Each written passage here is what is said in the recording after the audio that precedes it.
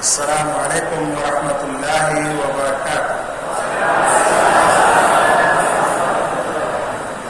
الحمد للہ رب العالمین والعاقبۃ للمتقین ولا عدوان الا علی الظالمین والصلاة والسلام علی سید المرسلین نبینا محمد وعلى آلہ وصحبہ اجمعین، اما بعد۔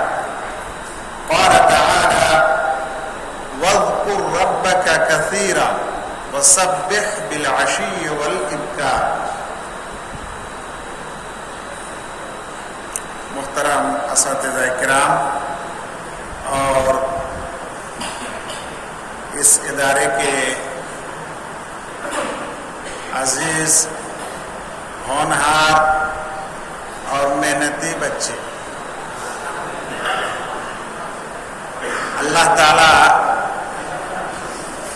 ہم سب کو حقیقت میں محنتی اور علمی طالب علم اور علماء اور مدرس بننے کی توفیق عطا کرے، آمین۔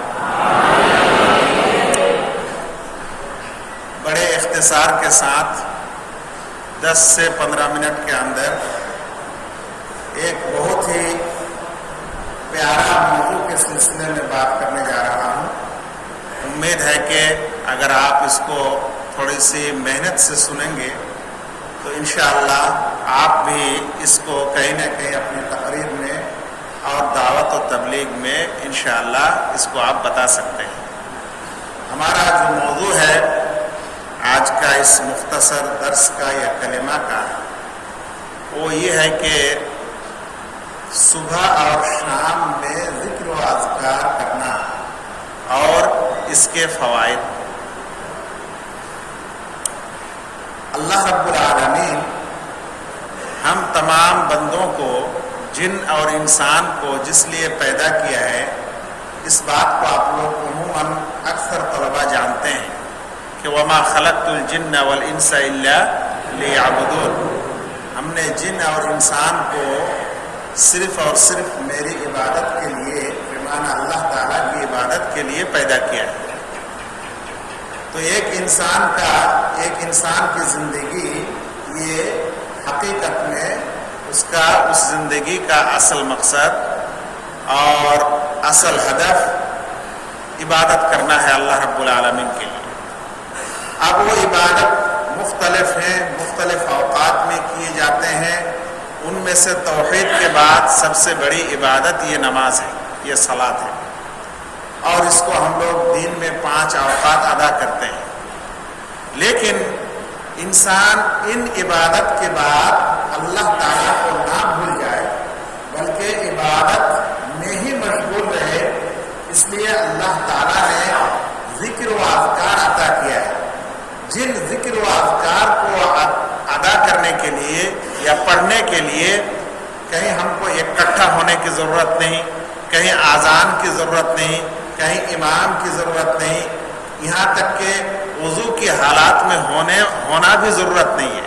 وضو کی حالات میں ہونے کی بھی کوئی ضرورت نہیں ہے، چاہے آپ گھر میں ہوں، چاہے آپ دکان میں ہوں، چاہے آپ راستے میں ہوں، چاہے آپ بیٹھے ہوں، چاہے آپ سونے کے چارپائی پہ ہوں یا گفتگو کر رہے ہوں، یا یہاں تک کہ کسی دوسرے کام میں بھی اگر مشغول ہیں تو بھی آپ ان ذکر و اذکار کو کر سکتے ہیں۔ اللہ رب العالمین قرآن مجید میں واضح الفاظ میں ہم لوگوں کو یہ بتایا کہ وَاذْكُرْ رَبَّكَ كَثِيرًا، تم لوگ اپنے رب کا زیادہ سے زیادہ یاد کیا کرو، رب کا ذکر زیادہ سے زیادہ کیا کرو، بالعشی والابکار، صبح اور شام۔ دوسری ایک آیت میں ہے وسبح بحمد ربک قبل طلوع الشمس وقبل الغروب، اور تمہارے رب کی تسبیح بیان کرو سورج غروب ہونے سے پہلے اور سورج طلوع ہونے سے پہلے۔ یہ ہوا اللہ رب العالمین کو یاد کرنے کا حکم، جسے اللہ تعالیٰ نے کلام پاک میں، قرآن مجید میں اللہ تعالیٰ نے ہمیں عطا کیا ہے اور دیا ہے۔ یہاں سب سے پہلا مسئلہ ہمیں یہ سمجھنا ہے کہ یہ عشی اور کسے کہتے ہیں؟ یا صبح اور شام کسے کہتے ہیں؟ شریعت کی نظر میں صبح کب سے کب تک کو صبح کہا جاتا ہے اور کب سے کب تک کو شام کہا جاتا ہے یا عشی کہا جاتا ہے؟ تو اس بارے میں جو راجح قول ہے وہ یہ ہے کہ صبح یہ طلوع فجر سے لے کر چاشت کے وقت تک اس کو صبح کہا جائے گا، جبکہ کچھ علماء کے یہاں ظہر تک صبح کہا جائے گا۔ فجر طلوع ہونے کے بعد جس وقت فجر کی اذان ہوتی ہے اس وقت سے لے کر چاشت تک یہ صبح ہے، اور کچھ علماء کے قول کے حساب سے ظہر تک صبح ہے، اور مساء یا جس کو ہم شام کہتے ہیں اس کا وقت ہے عصر کے بعد سے لے کر عشاء تک، اور کچھ علماء کے یہاں رات کے 1/3 تک، اس کو بولتے ہیں کیا؟ مساء۔ تو جب صبح اور شام ذکر و اذکار کرنے کا جو وقت ہے جسے صبح اور شام سے ہم لوگ تعبیر کرتے ہیں، اس کا مطلب فقط فجر بعد سے لے کے سورج طلوع ہونا نہیں ہے، اسی طرح سے مغرب کی نماز کے بعد تھوڑا آدھا گھنٹہ یا اور کچھ یہ وقت نہیں ہے، جیسا کہ کچھ لوگ ہم لوگ غلط تصور رکھتے ہیں۔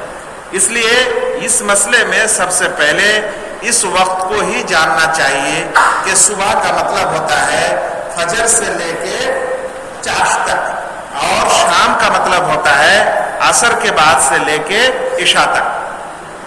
البتہ چاشت کا وقت یہ کب وقت ہے، کب اس کا آخری وقت ہے، اس بارے میں علماء کا جو اقوال ہے ان میں سے سب سے بہتر قول یہ ہے کہ صبح کو جو روشنی نکلتی ہے بمعنی سورج طلوع ہوتا ہے، اور اس سورج کی روشنی جب ریت پر مٹی پر پڑتی ہے، خصوصاً وہ میدان جو صحرا ہوتے ہیں اس میں جو یہ روشنی آتی ہے، اور اس روشنی کی بنیاد پر ریت جب گرم ہو جاتا ہے اور اونٹ کا بچہ اپنا پیر وہاں صحیح سے رکھ نہیں پاتا ہے، اس وقت تک یہ چاشت کا وقت ہے۔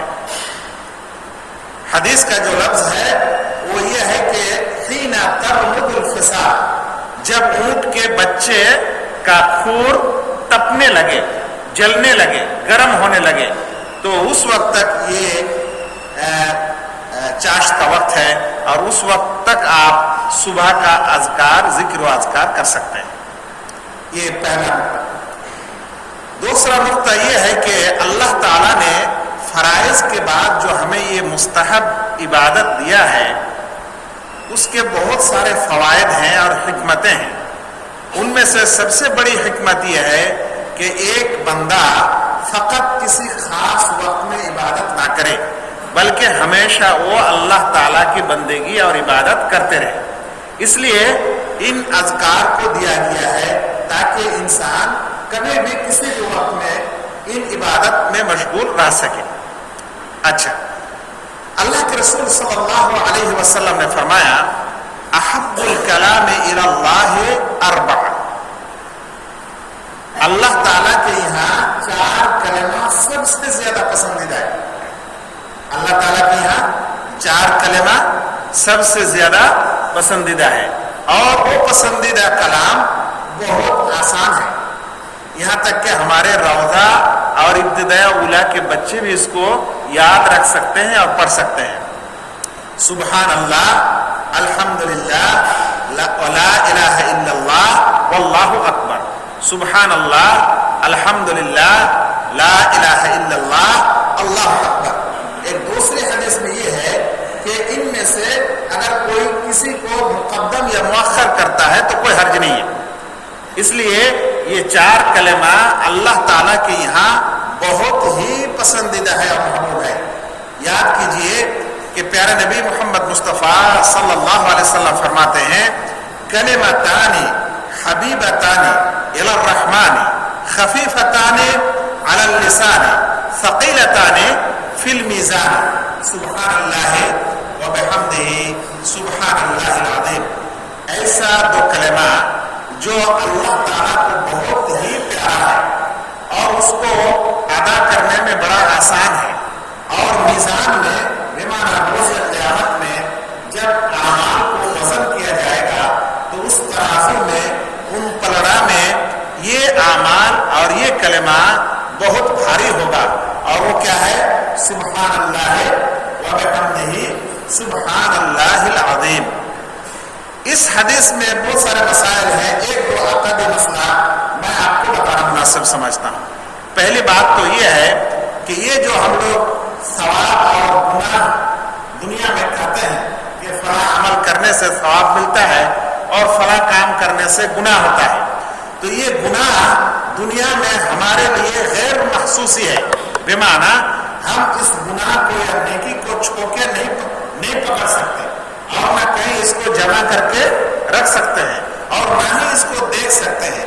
لیکن روز قیامت میں اللہ رب العالمین ان گناہوں کو اور ان ثواب کو، نیک عمل کو ایک عینی اور محسوس شکل عطا کرے گا جس کو پلڑا میں اور ترازو میں وزن کیا جا سکتا ہے.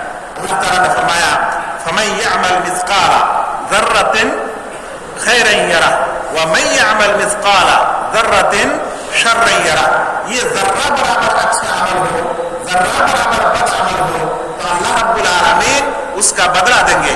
دنیا کا کوئی ایسا ترازو نہیں ہے جو کوئی ڈسٹ ہے، بمعنی کوئی ایسا گرد و غبار ہے جسے ہم ظاہری آنکھوں سے دیکھ نہیں سکتے، جس کو دیکھنے کے لیے مائکرو چیز کی ضرورت ہے اور مشین کی ضرورت ہے جسے آپ دیکھ سکیں گے. ان چیزوں کو ماپنے کا کوئی ترازو نہیں ہے. لیکن یہ اور اس سے ادنا شے بھی اگر ہو تو اللہ رب العالمین کے اس ترازو میں پکڑا جائے گا اور وہ بھاری یا ہلکا اس کو تولا جا سکتا ہے. یہ پہلا مسئلہ. دوسرا مسئلہ یہ